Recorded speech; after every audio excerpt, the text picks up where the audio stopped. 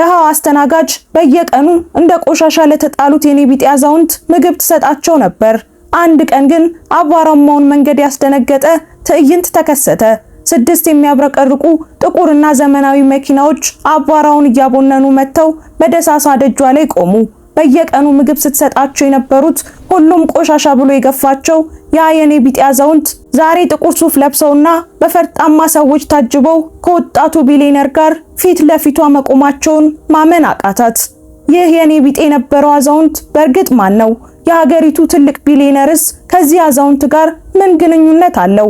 የክላራን ደግነት በንቀት ሲያዩ የነበሩት የሰፈሯ ሰዎችና የምግብ ቤቱ ባለቤትስ ይህንን ተአምር ሲያዩ ምን ይሉ ይሆን?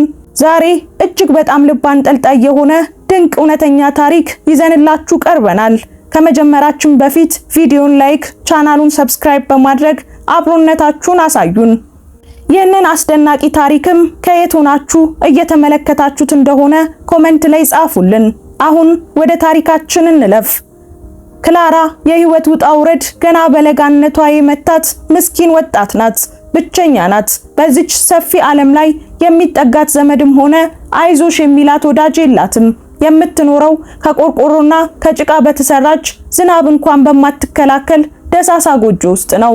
ቀን ቀን ደግሞ በአንዲት ትንሽዬ ምግብ ቤት ውስጥ በአስተናጋጅነት ትሰራለች።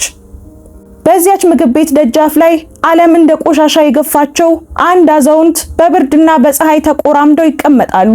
ሰው ሁሉ ይገማሉ እያለ ሲተፋባቸው፣ የምግብ ቤቱ ባለቤት ደግሞ ደንበኞቼን ታባርራለህ እያለ በዱላ ሲያባርራቸው፣ ክላራ ግን ልቧ በሐዘን ይደማ ነበር። በየቀኑ የምሳ ሰዓት ሲደርስ ክላራ ለራሷ የሚሰጣትን ምግብ አንዲት ጉርሻ እንኳን ሳትቀምስ በፌስታል ጠቅልላ ባለቤቱ እንዳያት እየተሸበረች ወደ ደጃፍ ትወጣለች። አዛውንቷ አጠገብ ቁጭ ትልና አባቴ ዛሬ ይህንን ተመገቡ ብላ ትሰጣቸዋለች። ይህንን ትዕይንት የሚያዩ የሰፈሩ ሰዎች ግን ይሳለቁባታል። ይህች እብድ ለራሷ ሆድ ሳይበቃት ለዚህ ቆሻሻ ለማኝ ትሰጣለች እያሉ ይቀልዱባታል። የምግብ ቤቱ ባለቤትም ደርሶባት አንቺ ምስኪን ለዚህ ለማኝ ምግብ ስታባክኝ ባገኝሽ ከስራሽ አባርርሻለሁ እያለ አስፈራራት። ክላራ ግን በአዛውንቱ አይን ውስጥ የሚታያት የምስጋና እንባ ከሰዎች ስድብ በላይ ጥንካሬን ይሰጣት ነበር። ዓለም ሁሉ የናቃቸው የአዛውንት ግን በልባቸው ውስጥ ለክላራ ትልቅ ቦታ ሰጥተው ነበር። ነገር ግን ይህ ውለታዋ አንድ ቀን ወደ ታላቅ ተአምር እንደሚቀየር ክላራ አይደለም በእውኗ በህልሟም ማስባት ታውቅም ነበር። ያ ቀን ለክላራ በጣም የተለየ ነበር። እንደለመደችው የምሳ ሰዓት ሲደርስ የራሷን ጉርሻ ይዛ ወደ ምግብ ቤቱ ደጃፍ ወጣች። ነገር ግን አዛውንቱ በተለመደው ቦታቸው አልነበሩም። በብርድ የሚቆራመዱበት የአሮጌ ካርቶን ብቻ ባዶውን ቀርቷል። ክላራ ደነገጠች። አካባቢውን ሁሉ ብትፈልግም የሚመልስላት አላገኘችም። የምግብ ቤቱ ባለቤት ግን በፌዝ እየሳቀ ያ ቆሻሻ ለማኝ ሞተ ወይም ሄደ፣ በቃ እረፍት አገኘን አላት። ክላራ በሐዘን ተሰባብራ ወደ ደሳሳ ጎጆዋ ተመለሰች። በቤቷ አሮጌ አልጋዋ ላይ ተኝታ የት ገብተው ይሆን እያለች ስለ የኔ ቢጤው አዛውንት ስታስብ በድንገት አንድ የሚርገበገብ የብርሃን ነጸብራቅ በመስኮቷ በኩል ገባ። በመቀጠልም የመንደሩን ዝምታ የሚሰነጥቅ ከባድ የመኪና ሞተር ድምጽና ጥቁር መነጽር የለበሱ ወታደር የሚመስሉ ሰዎች ድምጽ ተሰማ። ክላራ በድንጋጤ ልቧ ሊፈነዳ ደርሶ እየሮጠች ከቤት ወጣች። በዚያች አቧራማ መንገድ ላይ በክላራ ደሳሳ ደጅ ፊት ለፊት 6 የሚያብረቀርቁ ጥቁርና ዘመናዊ መኪኖች መንደሩን በአቧራ አፍነው ቆመዋል። የመንደሩ ሰው ሁሉ ጦርነት መጣ ብሎ በየመስኮቱ ሲያይ ከመኪኖች ውስጥ ጠባቂዎች ወርደው በክላራ ደጅ ላይ በክብር ተሰለፉ። የመጀመሪያው መኪና በር ተከፈተ። አንድ ባለ ግርማ ሞገስ በናይጄሪያ የታወቀ ወጣት ቢሊየነር ወረደ። ክላራ በፍርሃት እየተንቀጠቀጠች ጌታዬ ምን አጠፋው ስትል ወጣቱ ሳይመልስላት ወደ መኪናው የኋላ በር ተጠጋ። ከመኪናው ውስጥ በክብር የወረዱት ሰው ግን ክላራን ቃላት አሳጧት። ትላንት ቆሻሻ ለብሰው በብርድ ሲንቀጠቀጡ የነበሩት እሷ በየቀኑ የምትመግባቸው ያ አዛውንት ዛሬ እጅግ ውድ ሱፍ ለብሰው እንደ ንጉስ አምረው ከመኪናው ወረዱ። አዛውንቱ በፈገግታ ወደ ክላራ ቀረቡና ቢሊየነሩን ወጣት ወደሷ ጠቆሙት። ልጄ ይኸውልህ ዓለም ሁሉ ሲተፋብኝ፣ ሰው ሁሉ ሲንቀኝ፣ በረሃብ እንዳልሞት የጠበቀችኝ ብቸኛዋ ነፍስ ይህች ናት አሉት። ወጣቱ ቢሊየነር ወደ ክላራ ቀረበ። የመንደሩ ሰው ሁሉ አፋቸውን ይዘው ሲያዩ ቢሊየነሩ የክላራን የዛገ የቤት በር ዳሰሰና እንዲህ አላት፣ ዛሬ የድህነትሽ የመጨረሻ ቀን ነው። አንቺ አባቴን አትርፈሽልኛል፣ እኔ ደግሞ ዓለምሽን እቀይረዋለሁ አላት። ክላራ ማመን አቃታት። ትላንት ሲሳለቁባት የነበሩ የሰፈር ሰዎችና የምግብ ቤቱ ባለቤት ዛሬ በክላራ ደጅ ቆመው በቅናትና በድንጋጤ ሁኔታውን ይመለከቱ ነበር።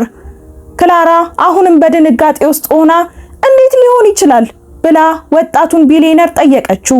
ክላራ አባቴ በደረሰበት አስከፊ መኪና አደጋ አብረውት የነበሩ ሰዎች ሲሞቱ እሱ ግን በተአምር ተረፈ። ነገር ግን በአደጋው ጭንቅላቱ ላይ በደረሰ ጉዳት ምክንያት የማስታወስ ችሎታውን አጣ።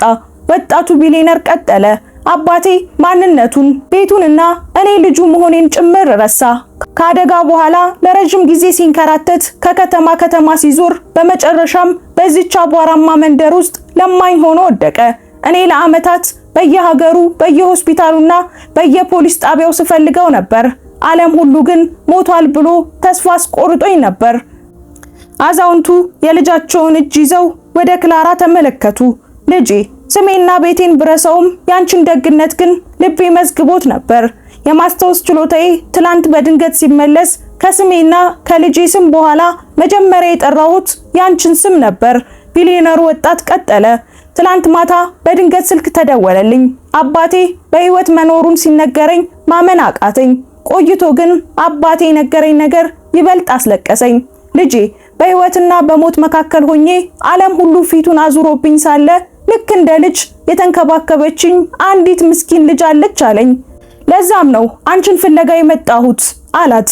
ወጣቱ ቢሊየነር የክላራን እጅ ይዞ ከዚያች የዛገች ደሳሳ ጎጆ አወጣት። የመንደሩ ሰው ሁሉ በአግራሞት አያቸው።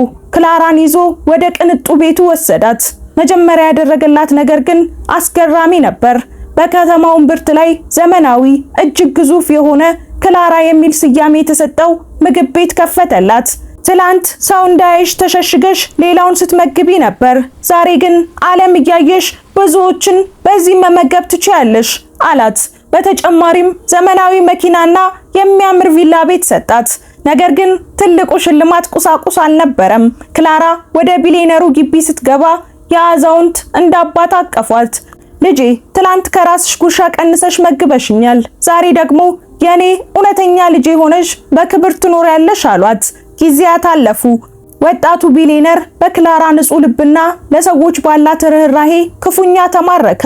ቆንጆ ፊት በየቦታው ይገኛል፣ ቆንጆ ልብ ግን ብርቅ ነው በማለት የትዳር ጥያቄ አቀረበላት።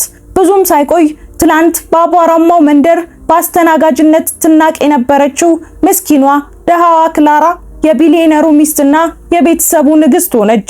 ያ ክፉ የምግብ ቤት ባለቤትና በክላራ ላይ ይሳለቁ የነበሩ የሰፈር ሰዎች ዛሬ የሷን እርዳታ ለማግኘት በደጇ ይሰለፋሉ።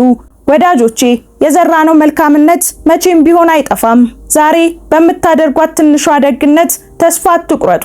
ምክንያቱም ፈጣሪ የደግነትን ዋጋ የሚከፍልበት የራሱ አስገራሚ መንገድ አለው። ውድ ቤተሰቦቼ ታሪኩን እንዴት አገኛችሁት? ከወደዳችሁት ላይክ አድርጉት። ኮሜንት ላይም የተሰማችሁን ጻፉልን። እንዲህ አይነት አስተማሪ ታሪኮችን የምታገኙበትን ቻናላችንን ሰብስክራይብ በማድረግ ቤተሰብ ሁኑ። እናመሰግናለን። ቸር ቆዩን።